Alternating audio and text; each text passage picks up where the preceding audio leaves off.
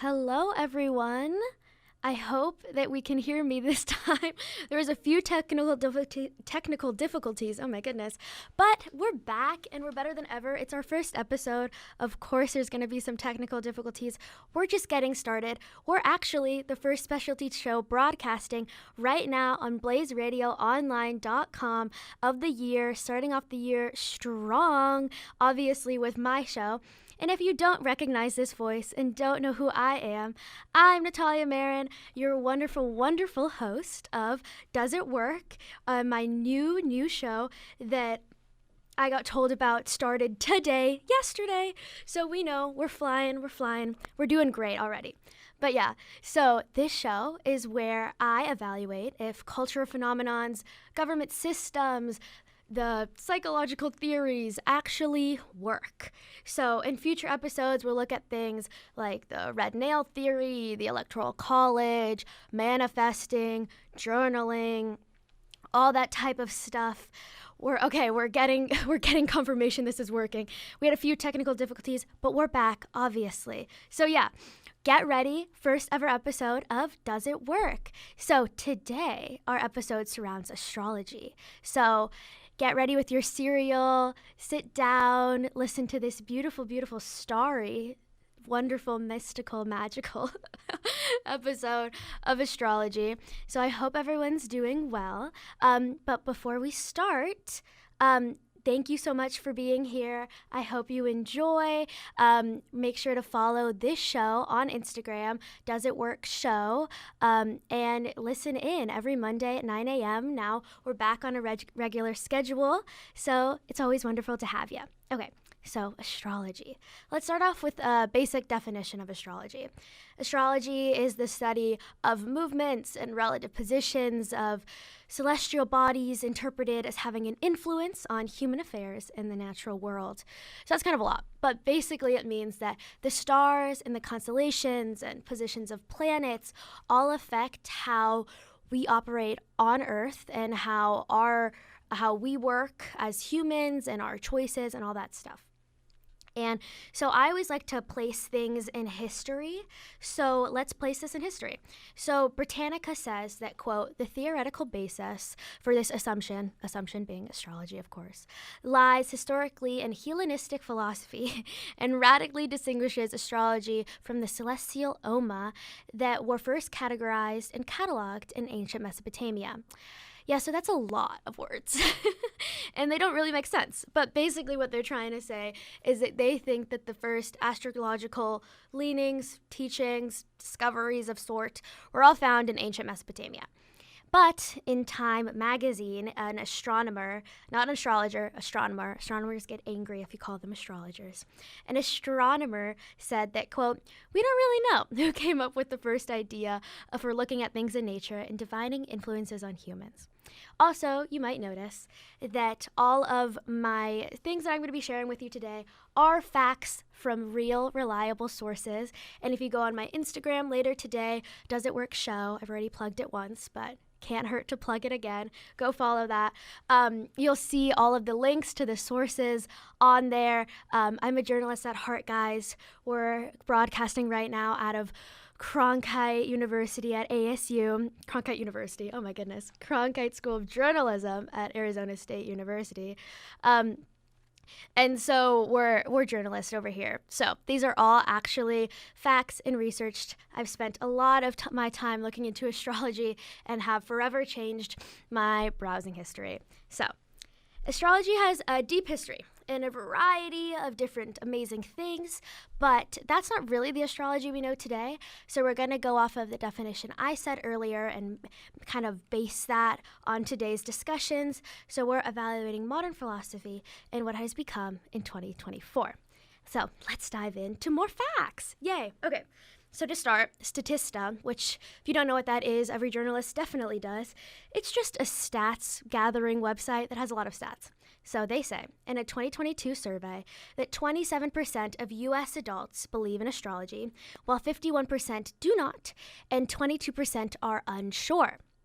So that's where we're at. So we're at with 27% of adults believing in astrology in the U.S., of course. and the 22% unsure, 51 do not believe that astrology is a thing. So for all scientific purposes that look into astrology, they all say that it doesn't work because they've done findings and all that stuff. We'll dive into that a lot later in the episode, but I wanted to see what astrologists say. Like, why did they think it works and why do they base aspects of their lives on it? So I found a lot of interesting things. First, I found this website called Chani, which it's an astrology app, of course, and they said, quote, "For as long as there's been astrologers, there has been people debating how astrology works. Unsurprisingly, there's no definite answer, but that's a part of the magic." So they even admit there's a magical element to it, but they say that they merely possess a correspondence to these things, like a map or a key, which helps make us make sense of our own life experiences as they unfold. So they had a really interesting example on their website, which actually, as a person who went into this not knowing anything but my own astrological sign, it was really useful, honestly, and to say this example. So I will share that example with you. So for many years, the astrological observation with Mars has been heat, inflammation, conflict, sharpness, like that kind of stuff. And that's been kind of the emotions per se surrounding Mars.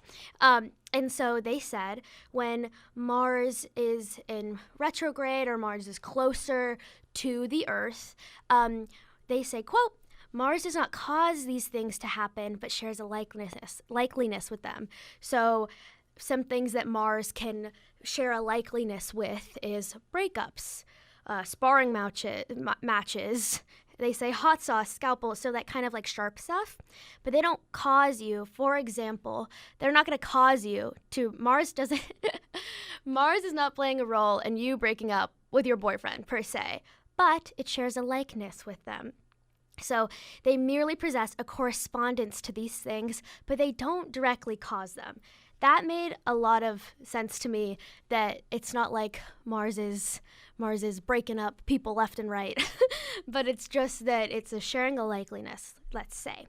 So yeah, and then I also had to dig in, of course, to CoStar. If you know anything about astrology, even a little bit, you know that CoStar is kind of the mecca, let's say, for modern astrology. It is an app that many people have on their phone. Statista said in July of 2023, it was reported that CoStar app had approximately 30 million registered users. It gives you like your horoscope daily and is known for having some pretty broad and sometimes strange predictions of the horoscope. And they even if you go on any Reddit thread, and I'm not saying Reddit is a super reliable source, don't quote me on that, but any person that I've talked to, I know a few people that use CoStar actually, and they also believe, it's not super accurate. It's also just not super specific, so it's hard to be, it's kind of like just a all general thing of like, you might not have a good day, and then it kind of like the person doesn't have a good day, and that's kind of how CoStar works. So it's not like a leader in astrology by any chance, but it also has 30 million registered users, right? So that means that a ton of people who believe in astrology are on this app, and even if they don't believe in astrology and they're part of the 22% of people that are unsure, they're still on this app, and that's when they're getting a bunch of their astrological observations, theories, learnings from this website. And the thing that's interesting is if you look into, they say on their frequently asked questions of the CoStar website, it says that they have a full-time staff of astrology experts with consulting astrologers, Laura O'Connor, Dr. Jennifer Freed, and Alice Sparkly Cat. You can find this all on their website. I'm not making any of this up, of course. So Laura O'Connor graduated in critical theory, which is just basically kind of analyzing theories, I guess, and kind of applying them to families and kind of different aspects of life. So I guess that could be kind of a basis for astrology, applying theories and stuff. And what I could find about them is that they're also a photographer, so not like a certified astrologer. any kind. And before I hear the eye rolls of certified astrologists, there are certification programs that certify astrologists. And I'm not saying that these astrologists are more reliable than, let's just say, like regular astrologists or people who call themselves astrologists. But since there's no like one standardized system for if you're astrologist or not astrologist, I find it hard, and people find it hard to find these people credible, because like if you're a doctor, if you took the boards and then you're obviously a doctor, and there's kind of a certain set of standards for that. Astrology, there's not. And as I could tell, none of these consulting astrologers are certified astrologers. And Alice Sparkly Cat, which is one of the one of the consulting astrologers, said that they just started their practice in 2015 during their Jupiter return, which, if you don't know what that means, I didn't either. It just means that the worldview changes when Jupiter returns closer to Earth, I guess. So it changed their existence. So they kind of just started astrology, and there's no streamlined certification program for that. And then the other consulting person is Dr. Jennifer Freed. Their doctorate is not in astrology, it's in depth psychology. So that has nothing to do with astrology. So, just take it with a grain of salt. Let's move on to scientists. Okay, so what do scientists say about this? They all say no, that astrology doesn't exist.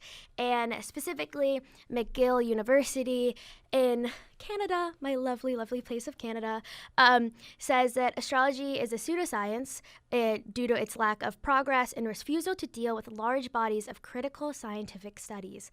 UC Berkeley says that the community of scientists evaluates its ideas against evidence from the natural world and rejects or modifies those ideas when evidence doesn't support them. Astrologers do not take the same critical perspective on their own astrological ideas. So these big and credible universities are saying, since they're not taking the criticism and not adapting their theories to it, they're not considered a science.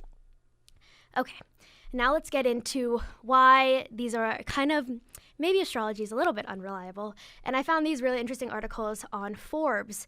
So, did you know that the 12 signs of the zodiac in Western astrology is not real? So there's 13, actually. There's 13 signs, and along with your Aries, Sagittarius, all that kind of stuff.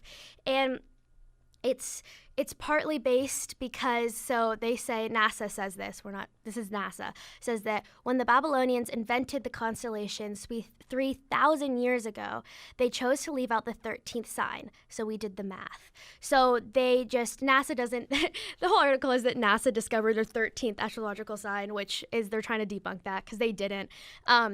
It's learning about how the sky shifts.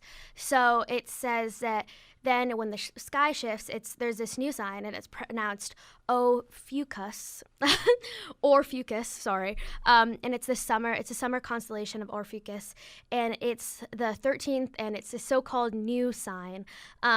It's just, there's another one, but it's basically about the science of precession. So precession, if you don't know what that means, don't worry, neither did I. Precession is basically how the world tilts, and that's kind of like that kind of system of, not really system, but it's, hold on, let me pull up an actual definition besides me just rambling about it so I can get this right. So it's the slow movement of the axis of the spinning body around another axis due to a torque, such as gravitational influence, that change the direction of the first axis. So basically, what Forbes and NASA is trying to say is that your real astrological sign is not your current astrological sign. You've been reading the horoscope wrong your whole life, basically. So you can actually find your real star sign, and it's basically that it's kind of like 1 over. So I looked it up, and I'm a Pisces. I haven't even said that all episode. Sorry, everyone. I'm a Pisces. It's 1 over. So, so now I'm an Aquarius. And it's basically, I could go into way more depth about this, but it's the in the last 3,000 years, when they think that the Babylonians discovered this, the Earth is not in the same position. So if you're basing it off of real astrology, the Earth is not in the same position that it was 3,000 years ago, where all of these astrological signs were kind of given to people. So it's changed positions due to what we called earlier, it's precessed. So precess is the changing of direction. It's precessed, so that means that it's in a different position. So your astrological sign's not even.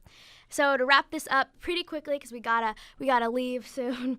My overall opinion is that no, astrology does not work. There's no scientific studies to that, and not everything that's super scientific, it means that it doesn't work.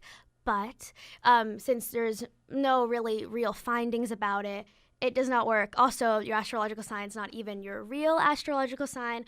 That's a big one for me. So I'm not even really a Pisces, guys. And there's also a 13th one. And we'll do another episode about astrology where I can go way more into depth about this and clear up anything that wasn't clear. But yeah, so it's not even real. I think it's fun to look it up sometimes, but it's to have an extreme effect on your life and to use that almost as your life compass, of course, is not okay. You need to just kind of relying on anything to guide your life that isn't super scientific or even just yourself, I don't think is a good way to live life. Then we reach the final segment of this show, which I'm calling Works for Me. So it's my unscientific, unresearched thing that has been working for me recently.